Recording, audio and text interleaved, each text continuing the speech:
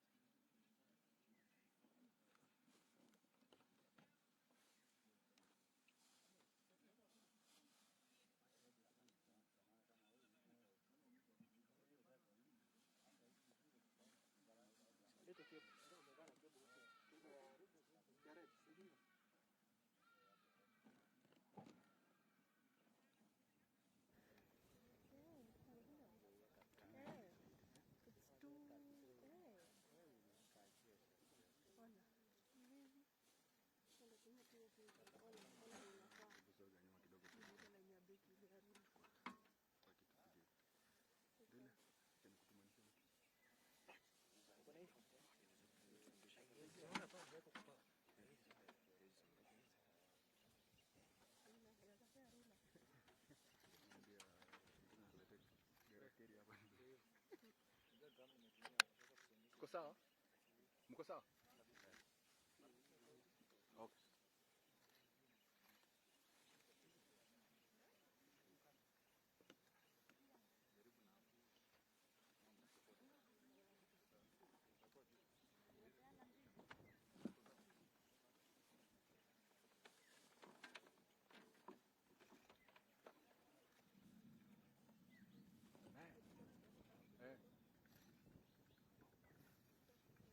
Mimi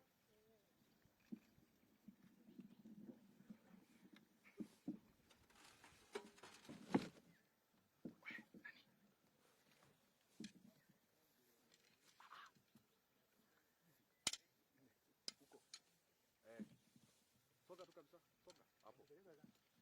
Si mnaona sasa dipipe nyako. Hapana, unajua podium imekiwa hapo, itablock kila mtu. Hapo wasema mnataka rudi. Unajua hapa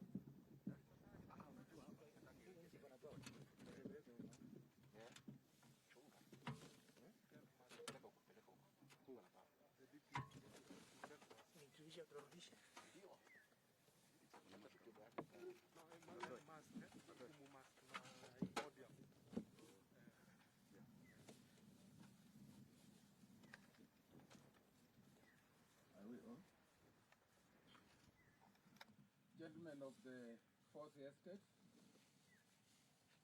I'm Edward Kiangani.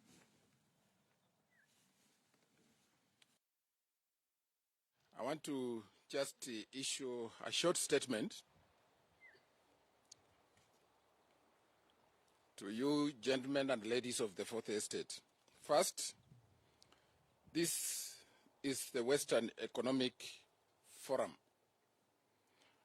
We congregated here to discuss the economic situation in our country and to zero down on the economic situation in the Western region. This forum was attended by a team of elected leaders, professionals, political aspirants, elected members of Senate,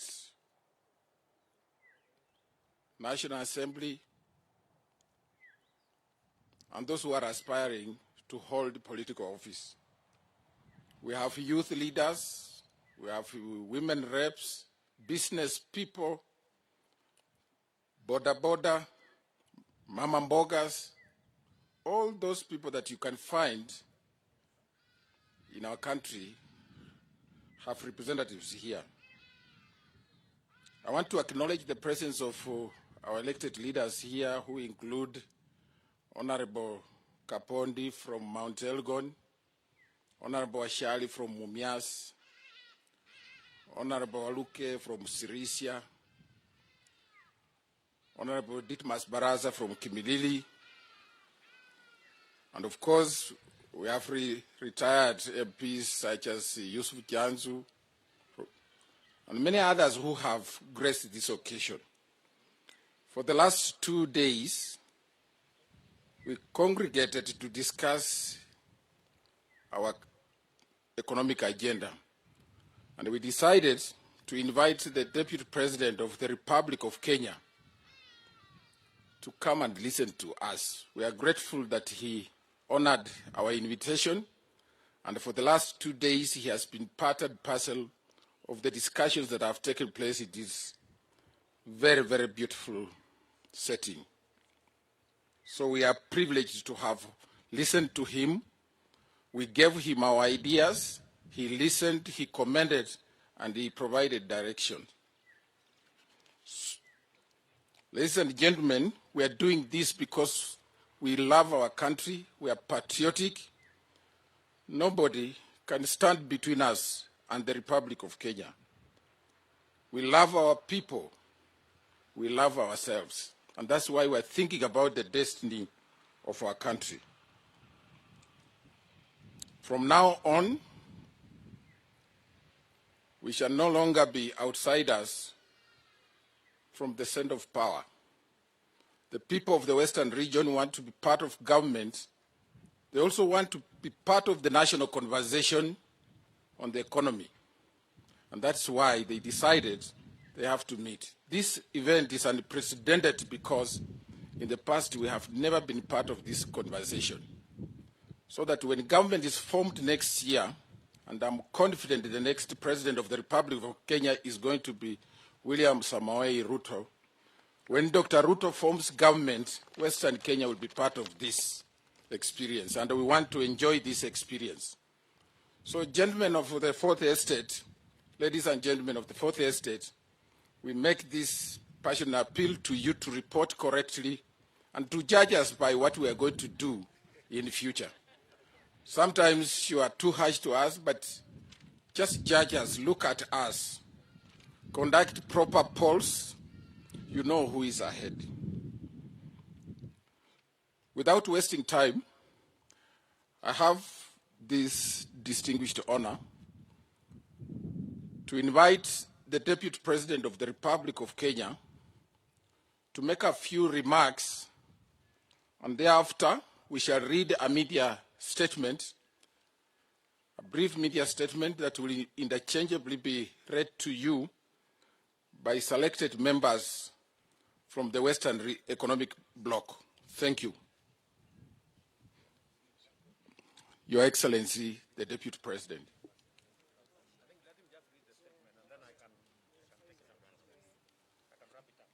A slight alteration to the schedule. The Deputy President will wrap up the remarks that are related to this meeting. Let's go straight to the statement, then we wind up with the Deputy President. So the first person to read the statement is Honorable Mwambu Mabonga, MP Umula.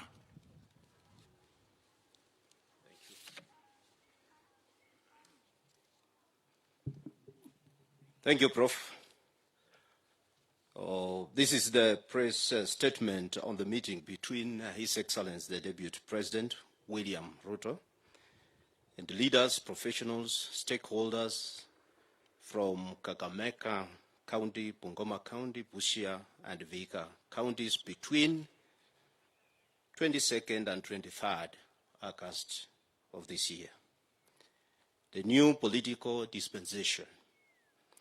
Ladies and gentlemen, we have had a robust and productive engagement with elected leaders, professionals, civil society, and other stakeholders, including the representatives of traders and farmers from the counties of Kakamega, Bungoma, Busia, and Vihiga. Western Kenya is part of the Hustler conversation that seeks to change our politics from ethnicity to the politics of economy. The meeting is a statement of our resolve that it's time to change the political conversation in our country. It's time to refocus our energies, ideas, and resources. It's time to discuss issues of ordinary people like Mama Mboga, Boda Boda, operators, farmers, traders, pastoralists, fishermen, among others. The new conversation is a philosophy of the hustler nation.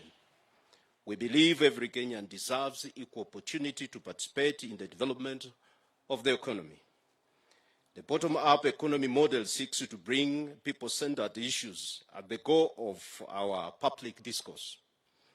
We are confident that this new way of doing politics will result that will reflect on the living standards of our people. Our deliberations have led to the following economic development priorities of Western region. Number one, agriculture. Recognize that Western Kenya has a lot of underexploited agriculture potential, noting that Kenya imports 95% of edible oil requirements. Currently, stands at Kenya shillings 80 billion plus industry. Similarly, we are importing almost 650 metric tons of rice. That is actually converts to 80% of consumption, costing over 50 billion Kenya shillings. These two areas do well in Western Kenya and have the potential of doubling the size of Western Kenya agriculture economy in a few years, form a base for job creation, cottage industries, while saving the country from considerable foreign exchange. The sugarcane industry's fortune has been dwindling since the sector started experiencing challenges in the market.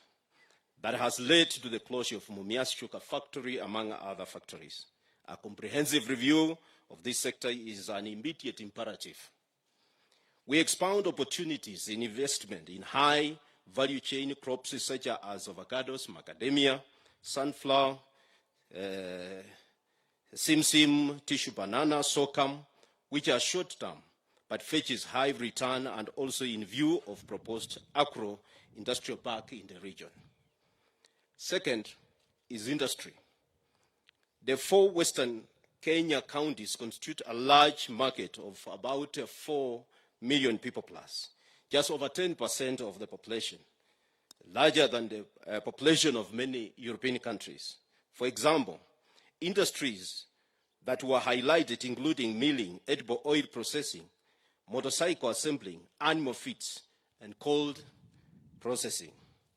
The strategy here positions of the region avails a potential expanded market for finished and processed products within the Greater Lake region.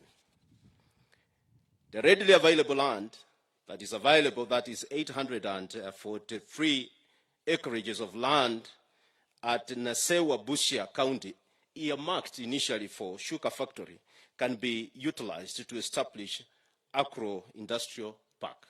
I want to take this opportunity to invite my friend and my colleague, Honorable Imase, to proceed.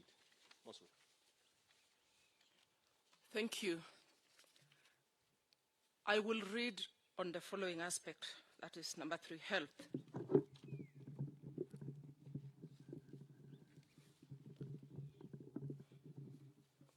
Number 3 is health.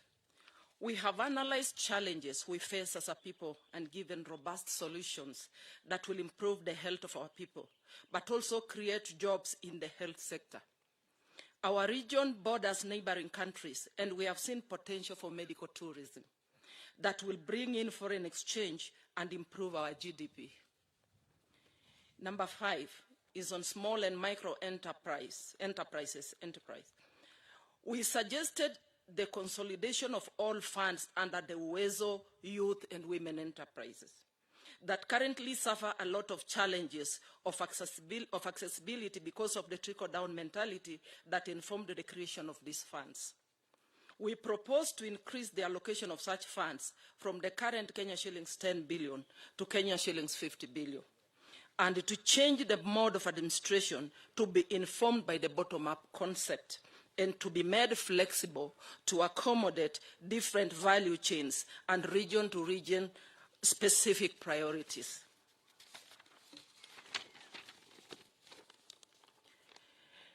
The next one is on livestock and dairy production. We highlighted dairy industry as a potential growth area because climate favors the region. We looked at the bottlenecks and how we can turn them around to the benefit of our people. Potential of goat and sheep rearing on the hills that dot the region was suggested. Thank you.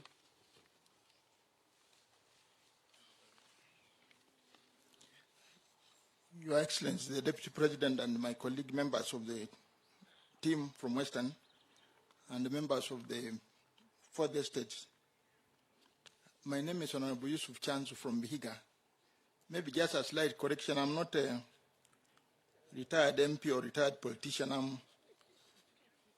I contested some seats and there was problems, so I'm taking one step back so that I can make 2 steps forward. So I'm going to read I'm going to read on poultry farming. Every household in the region that is Western owns 1 chicken or 2, with the local poultry value chain employing about 60 to 80% of the people. It is a practice that is embodied in our culture and lifestyle, which has gained solid enterprise resilience. There is thus an opportunity to establish a number of chicken abattoirs and a processing plant in the region, or 2. To complement this establishment, chicken hatcheries and the training should be availed in every village polytechnic. Number 7, tourism. The potential of the region in tourism is understated, and we are looking at exploiting it through the Western tourism circuit. Lake Victoria, Mount Elgon Forest, Bungoma, and the Katum Caves, Kakamega Forest, Crying Stones, Nabuyole Waterfalls, and others should be exploited to attract both foreign and local tourists. Roman 8, infrastructure, roads, water and sanitation, electricity and airport. The importance of our people having clean water and water for domestic use and for irrigation to tap into the horticulture business cannot be overemphasized. Into a county and the inter-county road waterways connectivities will be extremely important. There is dire need to have an international airport within the region. Roman 9, entertainment and sports industry. This is a multi-billion-dollar industry, and there is need to tap into and exploit its potential by upgrading and modernizing school facilities, but also putting facilities at grassroots up to the villages. Thank you.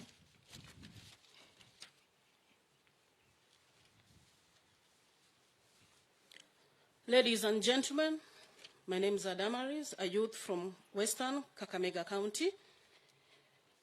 On matters education, we emphasize the role TVETs are playing in terms of creating a pool of technicians that are in high demand all over the world. We see the potential in exporting labor in the area. Improving and expanding primary and secondary school infrastructure was also highlighted. Matter governance and policy implementations. Majority of Kenyans worry about implementation, whereas the Constitution spells out mechanism for ensuring leadership accountability. The weak institutions of governance, particularly political parties, make it difficult for political accountability to prevail. We have thus agreed that we should consider the following.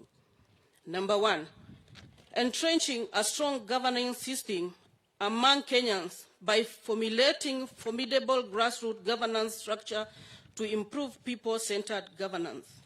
Number 2, putting the people at the center of determining priority programs.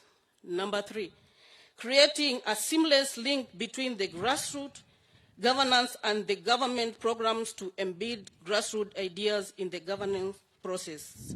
Number 4, establishing governance delivery units at the grassroots to increase accountability and effective implementation of government programs, including people of Western, as we think of how to improve economic of this region. Thank you.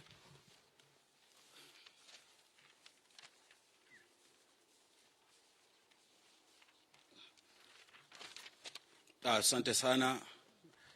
Nafikiria ndugu zangu kutoka kwa media houses tofauti mmesikia hiyo nakala, hiyo statement ile tumetengeneza na imesomwa vizuri na delegates wetu, members wa delegation, na tutajaribu tuwezavyo tuhakikishe kwamba mnapata kila mmoja wenu nakala. Mimi yangu ni mafupi sana. Kwanza ni kuchukua nafasi hii kumshukuru Naibu wa Rais, ndugu yetu Daktari William Samoei Ruto kuja na wazo hili la kuweza kuweka watu kutoka sehemu ya magharibi pamoja ili waweze kuzungumzia uchumi wao. Hili ni jambo lenye liko na tofauti kubwa, na sisi yetu Naibu wa Rais itakuwa maombi. Tutakuombea wewe binafsi na pia tukuombee Wakenya waweze kuunga mkono ili yale yote tumezungumzia hapa Naivasha iweze kusaidia watu wa magharibi. Watu wa magharibi wakati huu tunavyozungumza uchumi uko chini.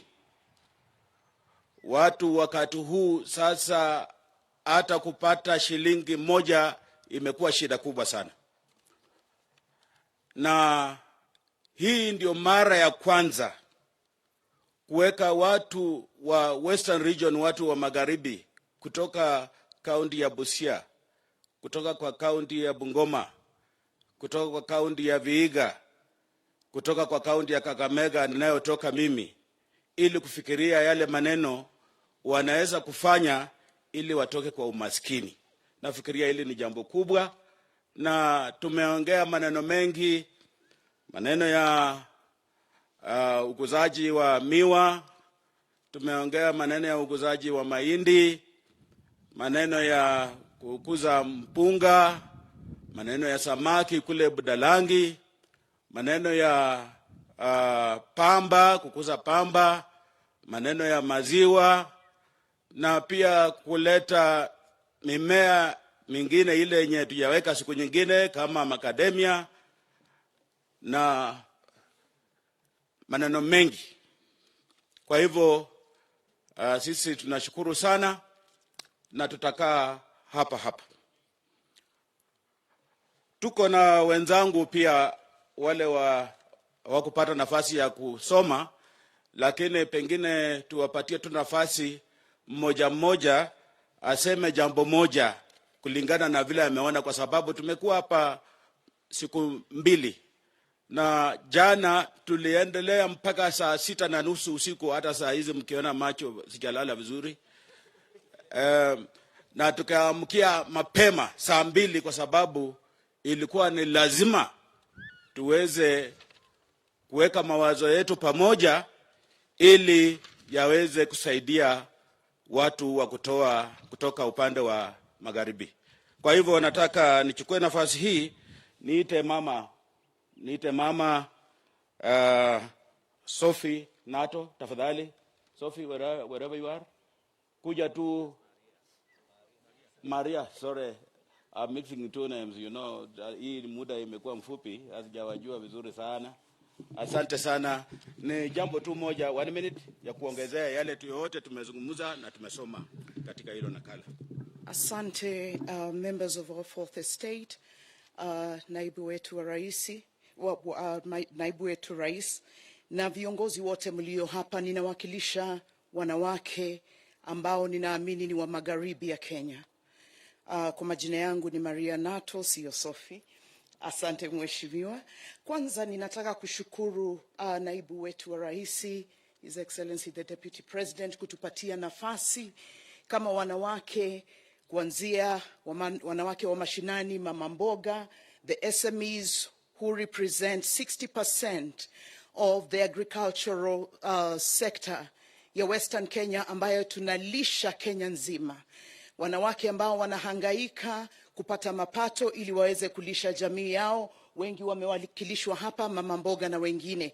Ninataka kushukuru ya kwamba you've not just considered us as women in the soup as it has been before, but you have considered us as being a part of your decision table.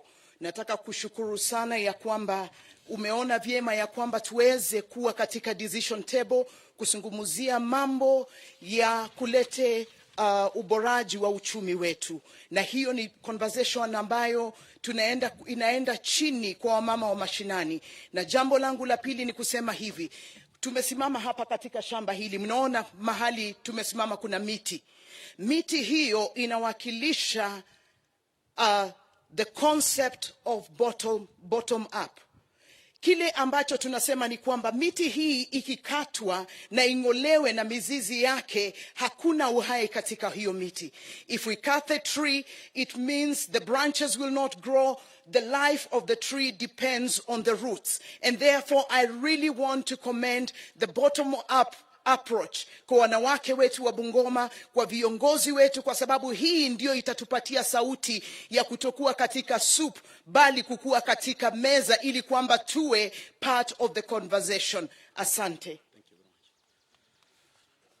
Basi asante sana Mama Nato. Sasa ule atakayefuata ni ndugu yetu Seth Panyako.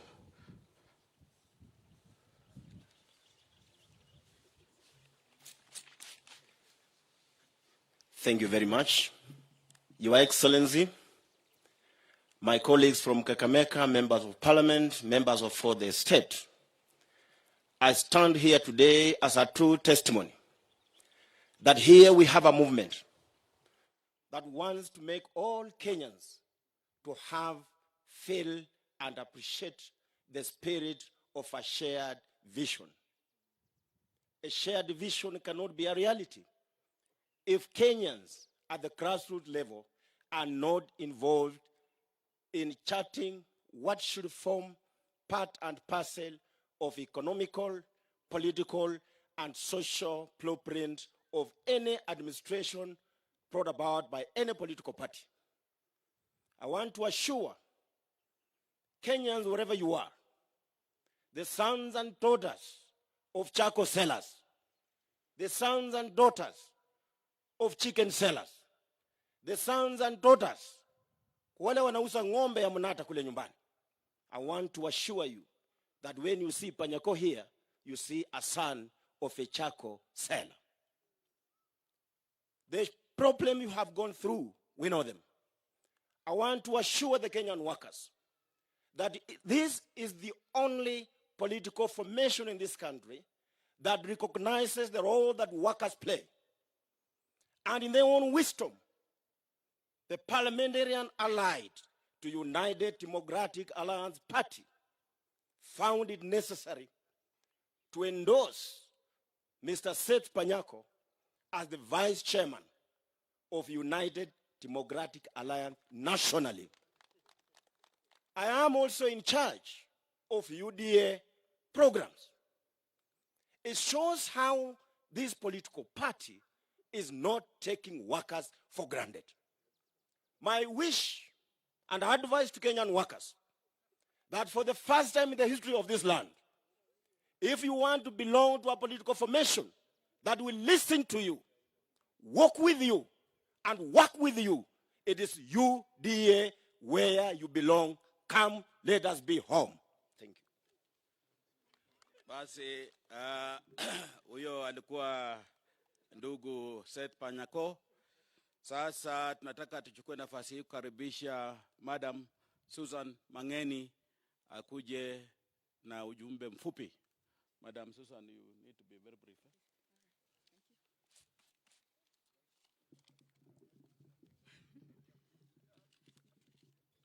Asante sana. I just want to join my friends, my colleagues who have already spoken from the Western region by confirming that indeed this is a very historical moment for the region. For the first time, we are going to see a government by the people, not for the people.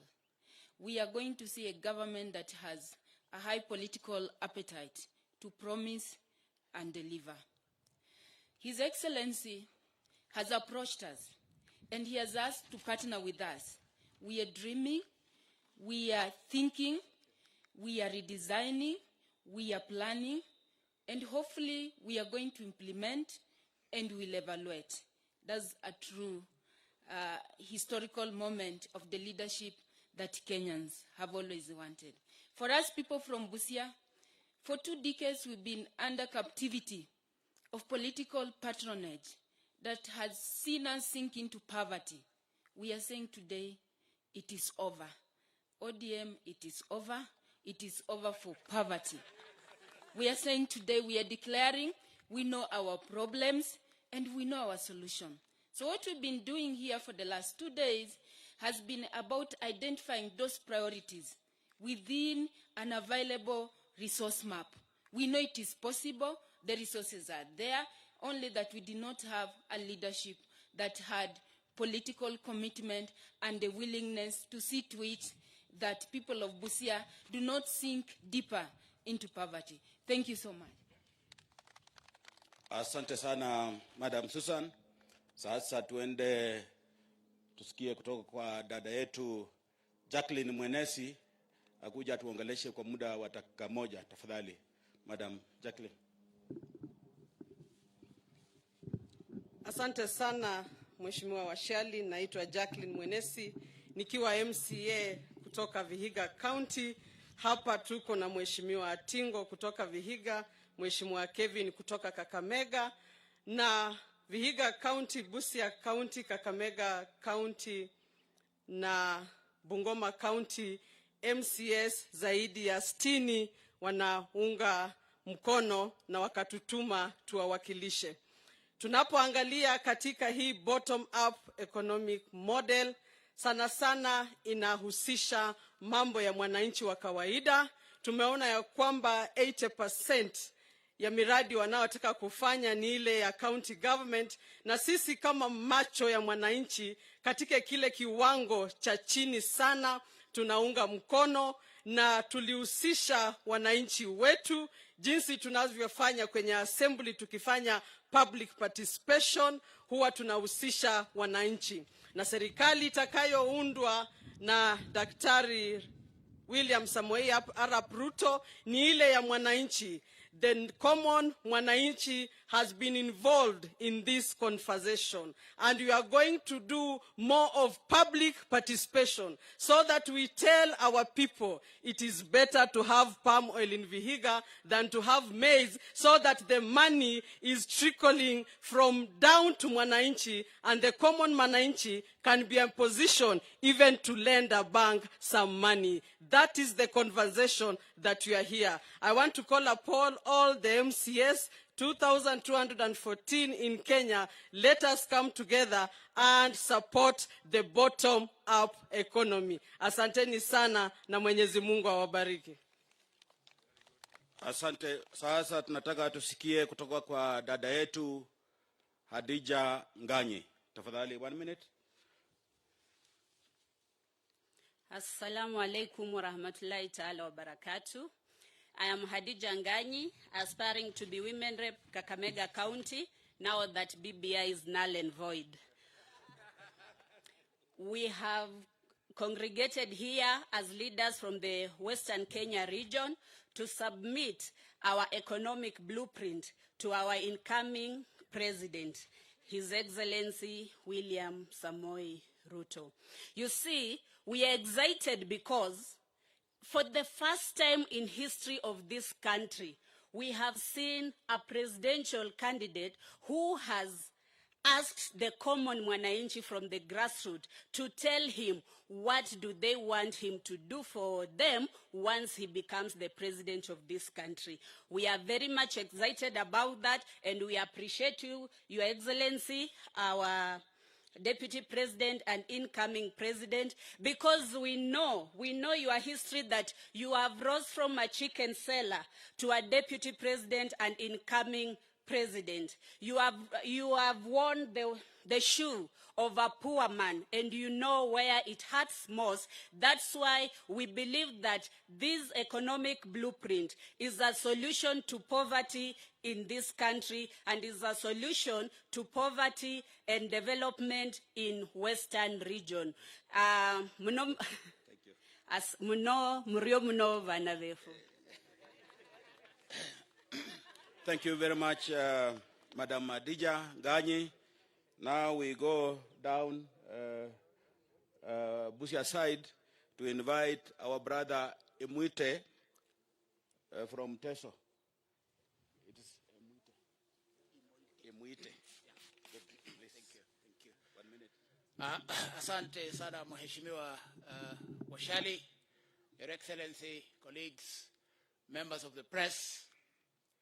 We've been here 2 days now, na mama ambayo tumekuwa nayo hapa ni kuzungumzia the novel, ingenious idea by the Deputy President of Bottom-up. Mambo haya yanahusu kwamba tunazungumza na wale ambao wako mashinani, kuwauliza ni yapi mnataka yafanywe. We are changing the thinking. We are engineering it. We are refocusing it from trickle down to bottom up, which simply means yule ambaye anaangaziwa afaidike kwa miradi anapewa nafasi aseme ni mradi mgani anataka. Hii mambo ya watu ambao kwa mfano wanaomba kura wanafika pale mashinani at the grassroots level na kuanza kutoa orodha, list of things they want to do.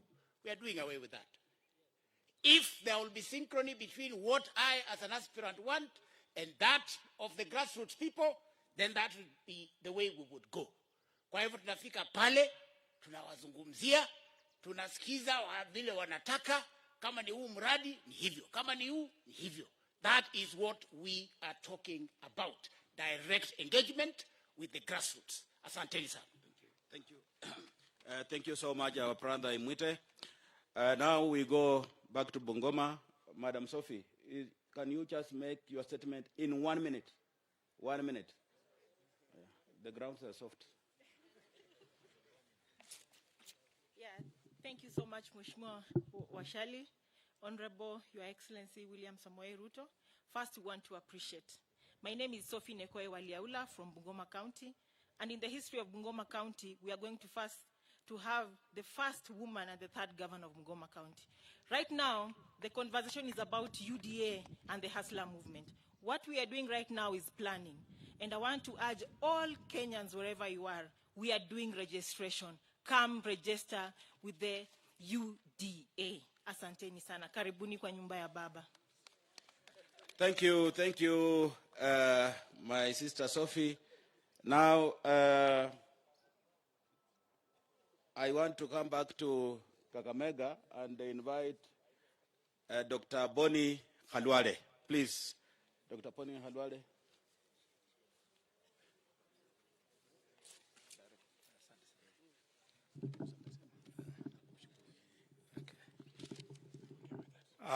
Thank you very much, Honorable Sherry.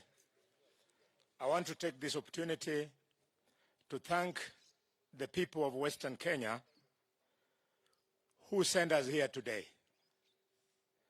Over a period of 3 months, we held consultative sittings in Busia, in Kandui, in Kakamega, and in Vihiga.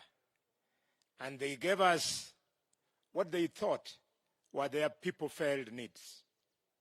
We want to thank the Deputy President for joining us yesterday in our final discussion on those very needs that the people gave us and which we have today finally presented to him. Dear Kenyans, since 1963, it has not worked. trickle-down economics. Understand us, we must take advantage of our unique experience in the political journey of this country and the rare opportunity many of us have had to enjoy good education despite the difficult backgrounds we have come from. We are saying that if it didn't work for 58 years, if we are changing now to bottom up, we have made a good decision. And that decision, we've not made it blindly. We've been advised by technical experts from the National Economic Council of the Deputy President and the 50th President of Kenya that in our region,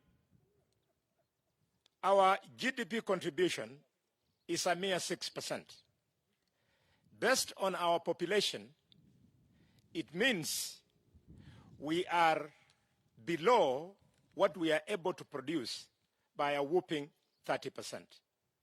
We are convinced that because of the election of next year, we are going to change this. How will we do it?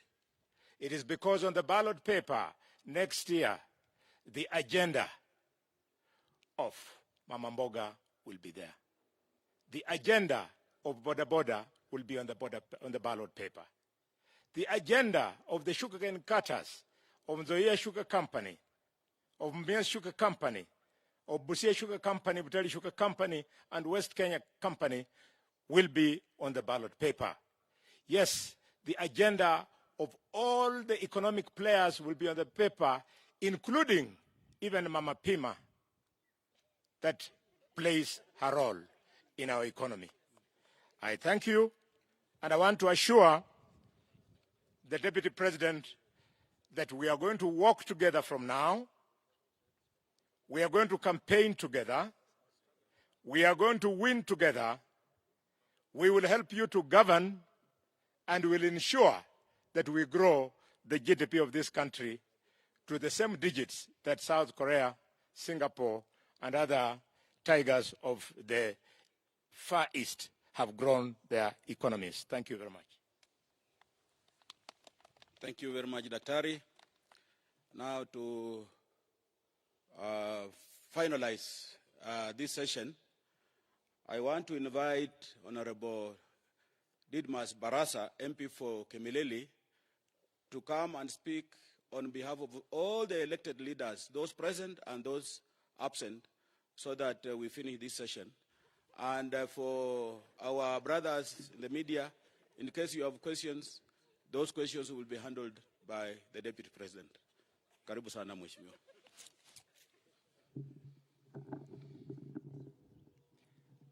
Thank you, Honorable Wasiali. On behalf of all elected leaders in this country, those who subscribe to the fact that we need to listen to the people who live at the bottom of the pyramid, I want to say the discussion that we've had from yesterday to today is going to usher in a new way of doing political business that for the first time since independence, since our forefathers threw away the white colonialists from this country will go to the polls to vote for a person who has involved them in identifying the governance model on what they think will make them better than before. For the first time in the history of this country, that Kenyans will go to the elections not to elect a person, but to elect a platform, an agenda, a model that they think will take their way of handling their economic livelihood to the next level.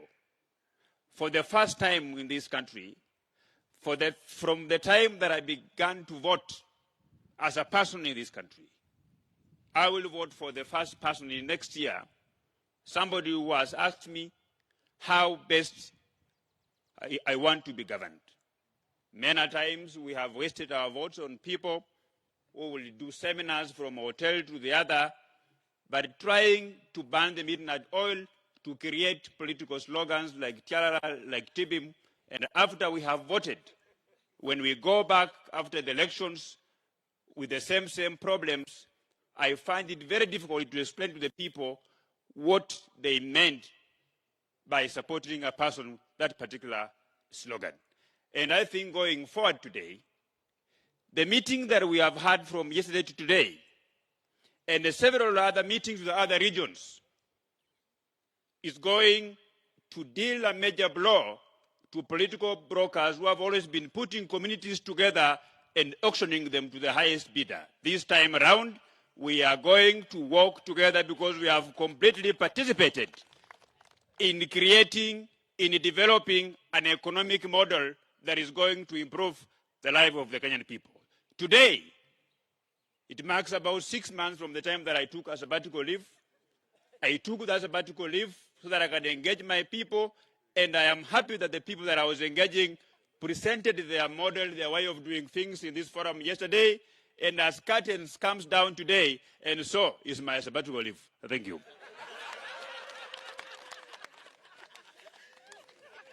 Asante. Sasa nataka nichukue nafasi hii nikaribishe naibu wa rais Mheshimiwa William Ruto kuja azungumze machache na aweze kujibu maswali kama kutakuwa na maswali yoyote. Karibu sana Mheshimiwa.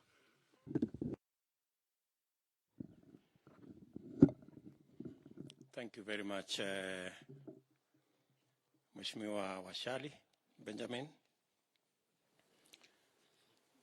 Distinguished leaders present here, members of the civil society, members of community-based organizations, representatives of business entrepreneurs, micro, small, and medium enterprises, ladies and gentlemen, members of the media.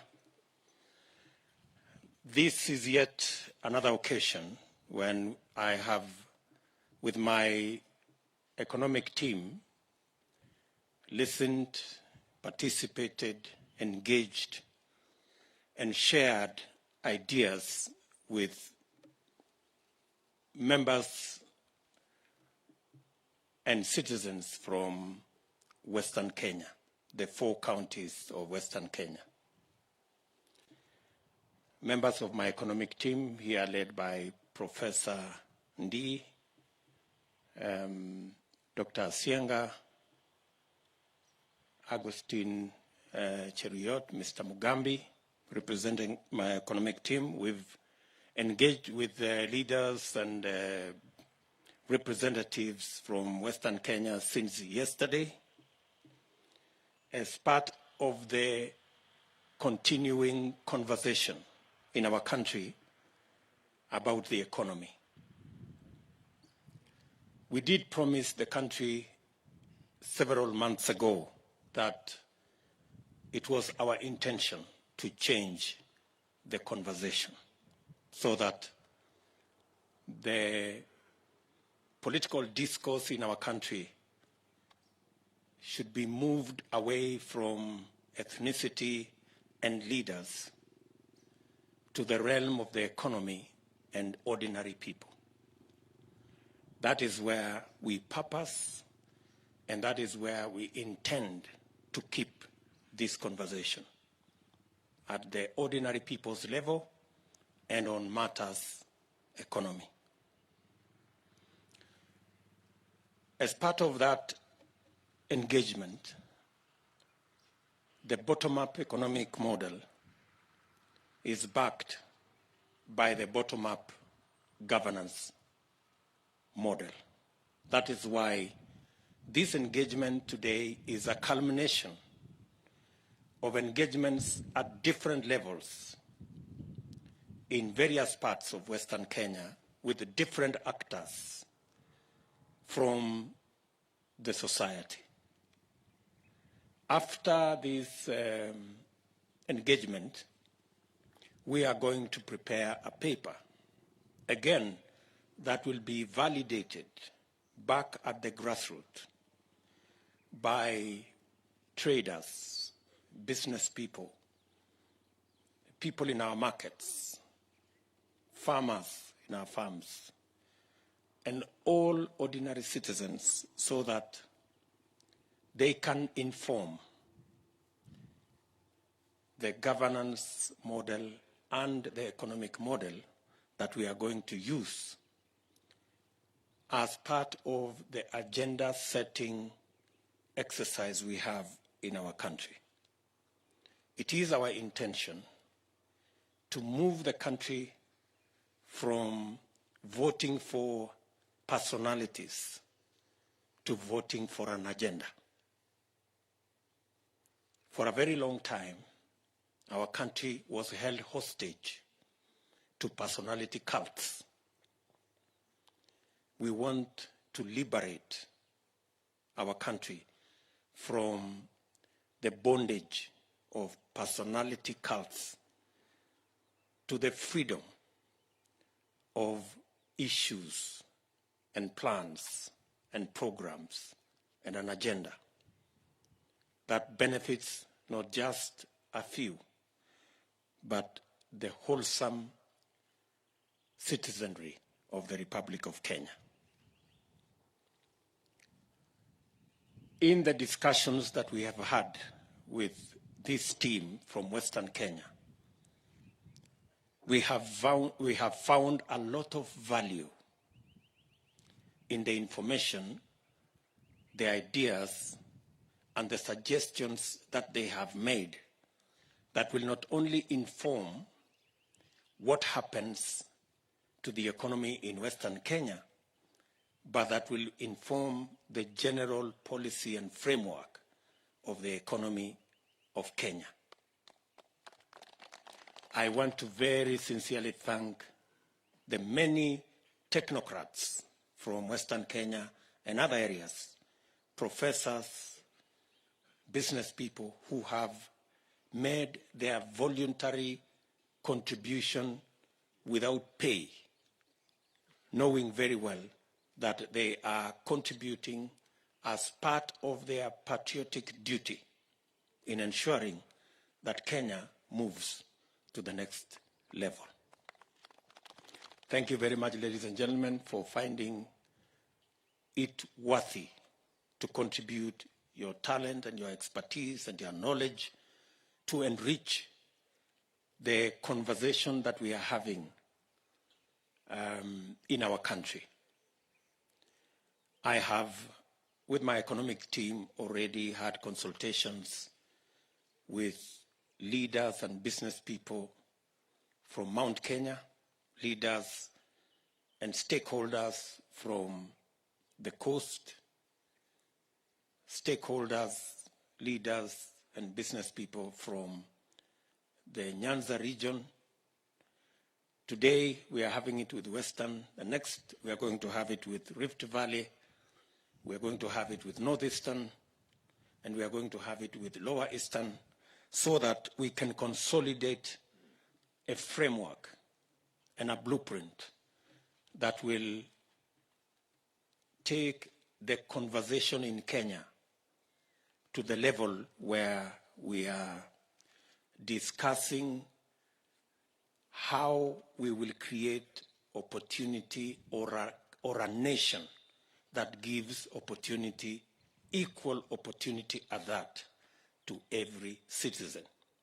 And where progress and success is not measured by where you come from, who you know, the networks you have, but it is measured by how hard and how creative and innovative you are. I am delighted that progressively the country, the whole country at that, including all the leaders, have now come to the realization that the economic conversation in our nation is the conversation that the citizens, the young people, the business people, and every Kenyan wants to have an engagement about. In our meeting here, the young people were robustly represented. And in our programs, we have put the young people of our nation with their knowledge, their energy, their expertise, their aspirations and dreams at the center of this economic conversation. We believe that the young people of our nation, the youth, are the largest stakeholders, if not owners, of our future. And they must have and occupy the largest space in the conversation that we are going to have. We have agreed as a team that this economic conversation is going to be informed by the realities of our country today, that we have 4 million young people who are either unemployed or underemployed. It's going to be informed by the reality that we have close to 8 million people who are entrepreneurs at micro, at small, and they are all operating below their potential because the environment, the financial environment, the credit environment, the policy, legislative environment is not favorable to them. We've made this conversation also under the realization that almost 50% of our GDP is a contribution from the agricultural sector with its linkages and influencing productivity and production in the agricultural sector will not only give us opportunities to enhance incomes to farmers, but through value addition, agro-processing, manufacturing, and industrialization, we can realize the creation of value, the creation of jobs, and the creation of wealth. Through this effort, collectively, we have in detail assessed Western Kenya. And we have brought to the attention of these leaders that there are glaring opportunities in Western Kenya. Western Kenya that contributes or that accounts for almost 10% of our population contributes 6.8% to our GDP, meaning that their contribution is 30% below what they should be contributing to our GDP. We think there is opportunity there to make sure that Western Kenya contributes its fair and rightful contribution to our GDP.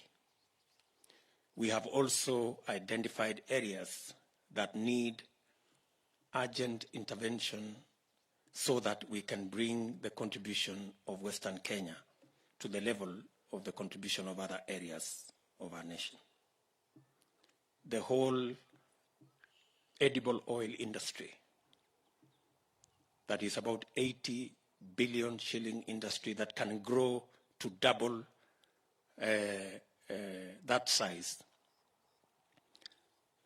can be an opportunity for Western Kenya.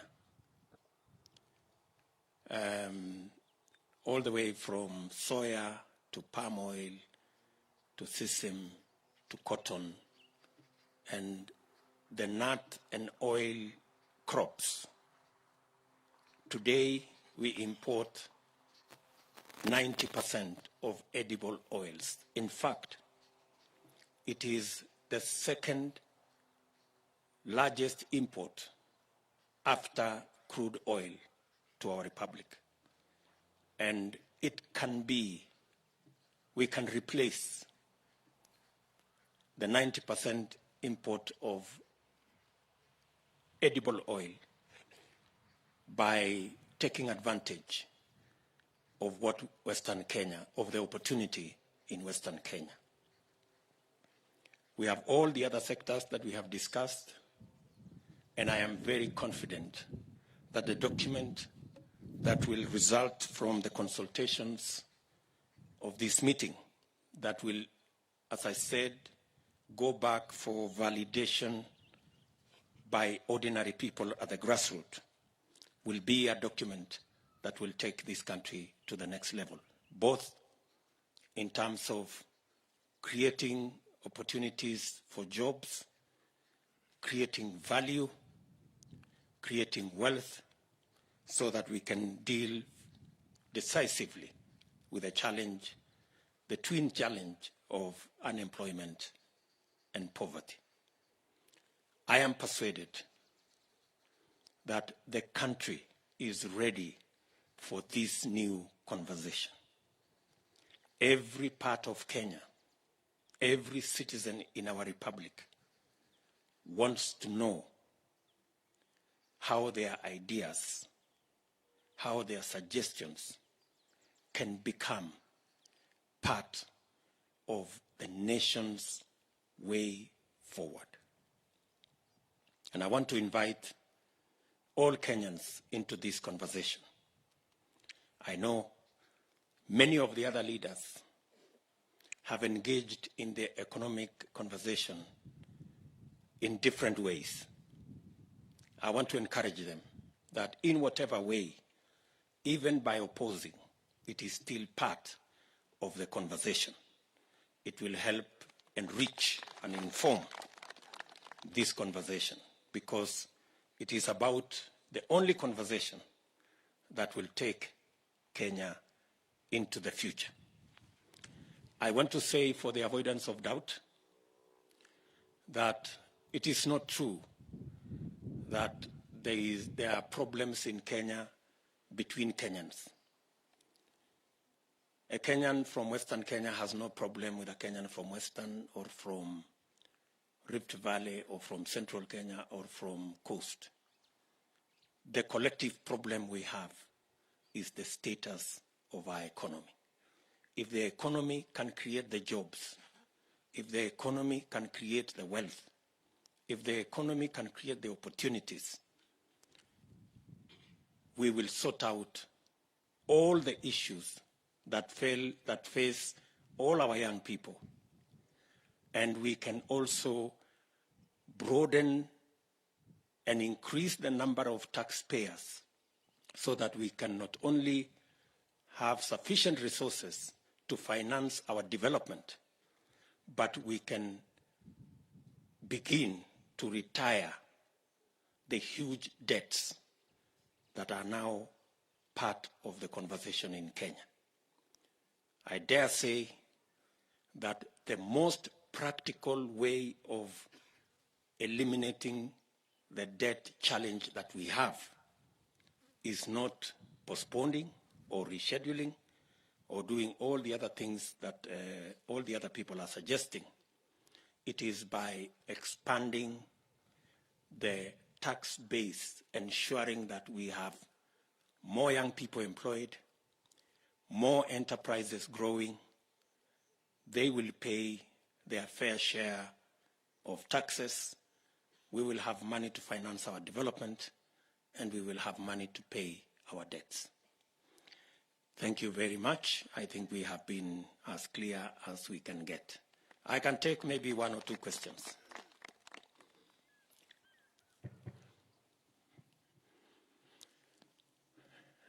And if you can restrict your questions to the discussion we are having here, Madam. Thank you.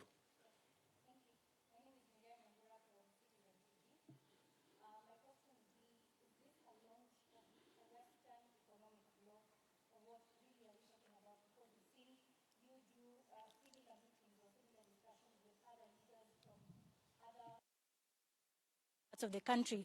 Perhaps is this really a launch, or what are we really talking about? Kindly allow me to digress a bit. Today, the ICTCS, Joe Musheru, while speaking during the launch of the NCCK Youth Fragility Report in Kiambu today, seemingly attacked you in one way or another. in the sense that he talked about your policies on the Hustler Nation, as well as your contributions to the church. Maybe what do you have to say regarding this matter? What is your reaction? Thank you.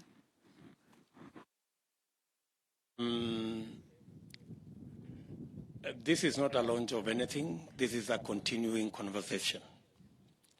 And it is a conversation that we intend to be continuous as we bring on board the ideas, the suggestions of many citizens. We believe there is a pool, a rich pool of ideas among us Kenyans. And we are providing an avenue and a platform where those ideas can find their way to inform the agenda for the future of our country. I do not wish to respond to those who are criticizing what we are doing, because we believe that criticism is not entirely a bad thing. At least they are recognizing that we are having a conversation, which is good enough. So,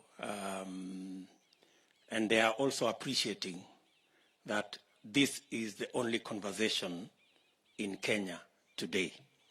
They do not have an alternative conversation.